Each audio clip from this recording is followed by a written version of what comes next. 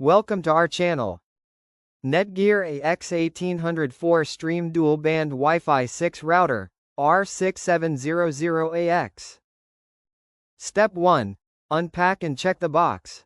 In a box, you will see router, power adapter, and Ethernet cable. That's basically everything needed. Place the router out in the open, not tucked behind furniture. Step 2. Power off the modem. If there's a separate modem from the internet provider, turn it off for a moment. It prevents weird connection issues later. Step 3. Connect modem to router. Find the yellow internet port on the back of the router.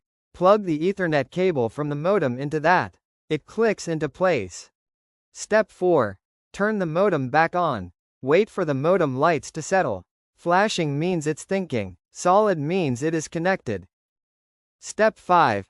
Power up the R6700AX. Plug the router into power. Light should turn on and eventually stop blinking. That means it's ready to talk to devices. Step 6. Connect a device. Use another Ethernet cable to connect a computer to the router for the first part of setup.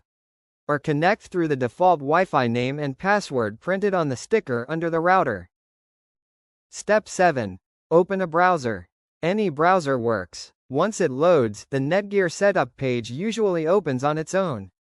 If page doesn't load, then try using www.routerlogin.net. Step 8. Use the NETGEAR Setup Assistant. This part is simple. It detects the connection, gets updates done, and walks through every screen. No guessing. Step 9. Choose your Wi-Fi name and password. Make it something that's actually recognizable. Everyone in the house will be looking for it later. Change the password to keep it secure. Step 10. Apply settings and reconnect. The router might reboot. Just reconnect devices to the new Wi-Fi name and confirm the internet works.